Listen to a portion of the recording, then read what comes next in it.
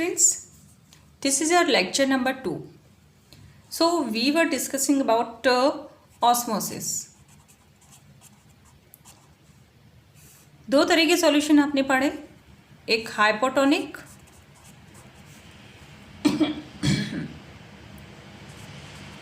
Hypotonic solution and isotonic solution. Hypotonic dilute solution को बोलते हैं. जब आप उसको डाइल्यूट सॉल्यूशन में रखते हैं या हाइपोटोनिक सॉल्यूशन में रखते हैं तो सेल के अंदर वाटर एंटर करता है through the semi permeable membrane. ठीक है, प्लाज्मा मेम्ब्रेन के थ्रू वाटर का जो मूवमेंट होता है वो बाहर से अंदर की तरफ होता है और सेल कैसी हो जाती है, स्वेल अप हो जाती है. आइसोटोनिक सॉल्यूशन कौन से होते हैं? जो सेम कॉन्सेंट्रेशन के होते हैं, यानी कि अंदर भी सेल के अंदर भी वही कॉन्सेंट्रेशन है और जिसमें आपने रखा है सेल को उस सॉल्यूशन की कॉन्सेंट्रेशन भी वही है. ठीक है, तो यहाँ इक्वल मूवमेंट होता है वाटर मॉलिक्यूल्स का. अब थर्ड जो हमारा आता है, यहाँ पे सेल का साइज चेंज नहीं होता है, सेम साइज की रहती है सेल.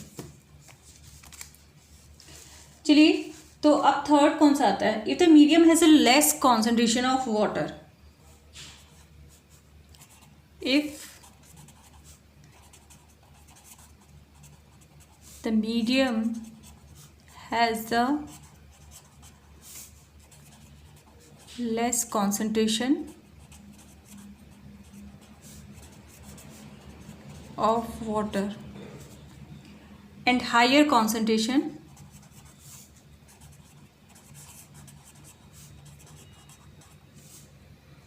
of salt और शुगर जो भी आपने लिया है. ठीक है, then the cell, यानी कि सेल से ज़्यादा कॉन्सेंट्रेशन है उसमें सॉल्ट की. दैट मीन्स ये सॉल्यूशन आपका कैसा हुआ? Concentrated solution. कॉन्सेंट्रेटेड सॉल्यूशन आप किसे बोलते हैं? कॉन्सेंट्रेटेड सॉल्यूशन वो जिसमें वाटर का अमाउंट कम होता है और डिजॉल्व सब्सटेंस का अमाउंट ज़्यादा होता है.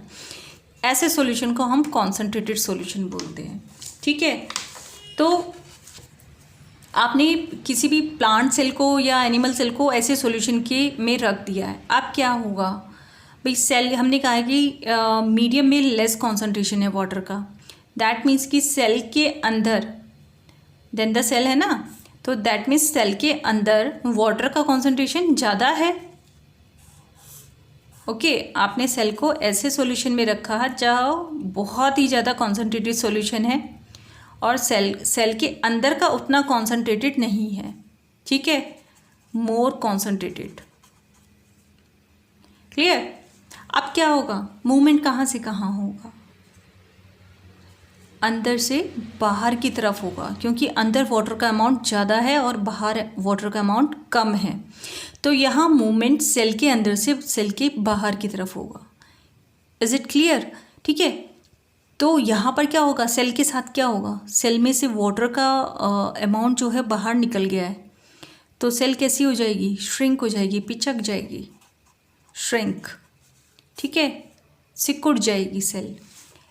तो ऐसे सॉल्यूशन को हम क्या बोलते हैं? Hypertonic solution.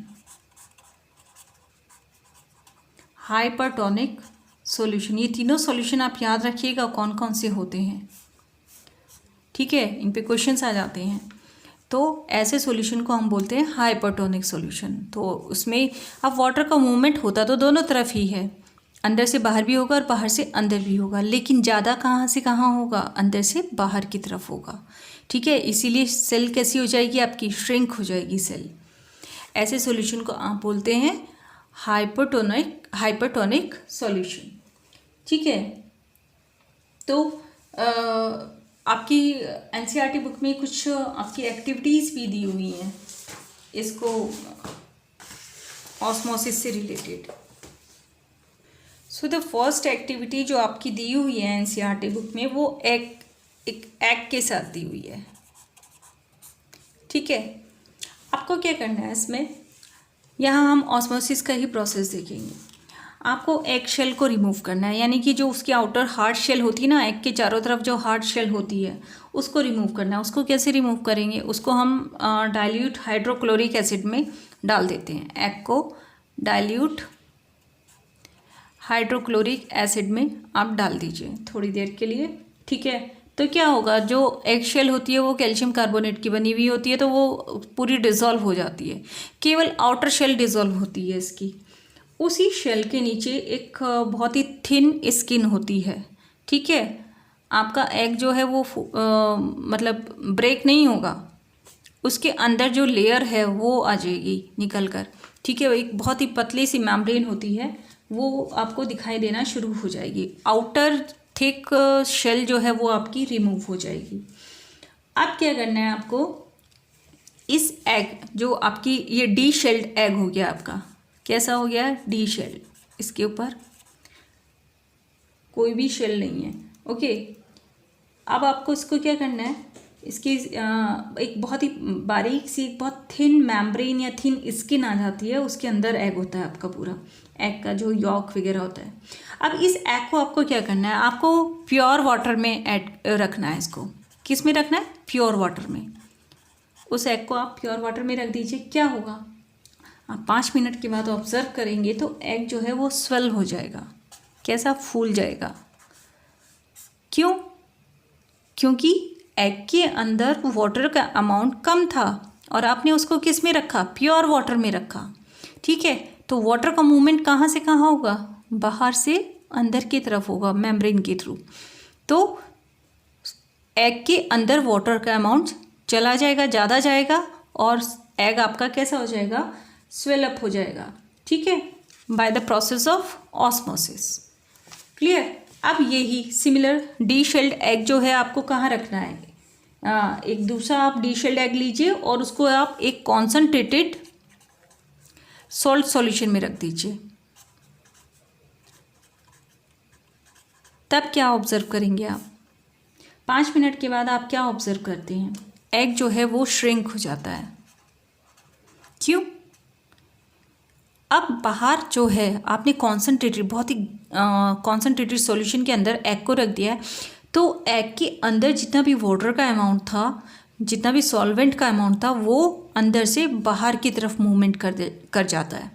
तो आपका एग कैसा हो जाएगा, श्रिंक हो जाएगा, ठीक है। तो बिकॉज ऑफ द ऑस्मोसिस, क्योंकि आपने उसे ज़्यादा कॉन्सनट्रेटेड सॉल्यूशन में रख दिया। क्लियर। तो ये एक्टिविटी के थ्रू हम ऑस्मोसिस को इजीली समझ सकते हैं। एक और एक्टिविटी है आपकी, वही ड्राई रेजिन्स वाली है, मैंने आपको बताई थी। आप किशमिश लीजिए, किशमिश रेजिन्स जिनको बोलते हैं, या आप एप्रिकॉट्स ले लीजिए, वो क्या बोलते हैं उसको, अखरोट की गिरियाँ जो होती हैं वो ले लीजिए। आप उसको वाटर में आप रख दीजिए और कुछ टाइम के लिए, 1-1.5 घंटा के लिए आप उसको छोड़ दीजिए, तो आप क्या देखेंगे, वो फूल जाती हैं, ठीक है। प्योर वाटर में रखने से आपकी जो किशमिश होती हैं वो फूल जाती हैं, because of the osmosis. Endosmosis बताया था ना मैंने, वाटर अंदर एंटर कर जाता है। इसी तरीके से आप अगर किशमिश को एक कॉन्सनट्रेटेड सॉल्यूशन में रख देंगे, सपोज आपने उसको शुगर सिरप में रख दिया, तो क्या होगा, वो श्रिंक हो जाएंगी, ठीक है। कॉन्सिक्वेंटली वो श्रिंक हो जाती हैं। तो ये भी एक ऑस्मोसिस का प्रोसेस है जो हम अपनी डेली लाइफ में ऑब्जर्व करते हैं। क्लियर। अब इस ऑस्मोसिस की कहाँ कहाँ यूज़ होते हैं, जितने भी यूनिसेलुलर फ्रेश वाटर ऑर्गेनिज्म हैं, यूनिसेलुलर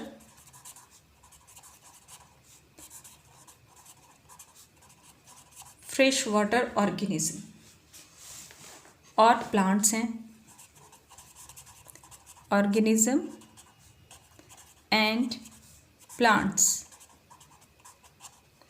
ये क्या करते हैं, अब क्योंकि वो वाटर के अंदर रहने वाले ऑर्गेनिज्म हैं या प्लांट्स हैं, वो एक्वेटिक प्लांट्स हैं, तो वो कैसे वाटर को गेन करते हैं, ठीक है, वो ऑस्मोसिस के थ्रू करते हैं। तो absorption of water by the plant cell is also an example of the osmosis, ठीक है। तो डिफ्यूज़न किस में इम्पॉर्टेंट है, डिफ्यूज़न गैसियस एक्सचेंज में इम्पॉर्टेंट है, ठीक है। इसके अलावा जो सेल्स होती हैं वो अपना न्यूट्रिशन जो है ऑब्टेन करती हैं अपने एनवायरनमेंट से, डिफरेंट मॉलिक्यूल्स हैं वो अंदर एंटर करते हैं या सेल से बाहर जाते हैं through the transport requiring use of energy, वो आपका अभी हम बताएंगे किस में होता है, वो एक्टिव ट्रांसपोर्ट में होता है। ठीक है। अब प्लाज्मा मेम्ब्रेन आपकी कैसी होती है, फ्लेक्सिबल होती है। ये स्टार्टिंग में मैंने आपको बताया था कि वो फ्लेक्सिबल होती है और ऑर्गेनिक मॉलिक्यूल्स की बनी होती है जिसे हम लिपिड बायलेयर कहते हैं। ठीक, तो फ्लेक्सिबिलिटी की वजह से ही जो सेल्स होती हैं वो फूड को इंगल्फ कर पाती हैं, जो मैंने आपको अमीबा में बताया था। ये आपके एनसीईआरटी में दिया हुआ है लास्ट में कि वो कैसे फूड ऑब्टेन करता है, अमीबा कैसे फूड ऑब्टेन करता है, एंडोसाइटोसिस के थ्रू फूड ऑब्टेन करता है। तो चलिए अब नेक्स्ट हमारा जो टॉपिक आता है वो आता है एक्टिव ट्रांसपोर्ट का। ओके।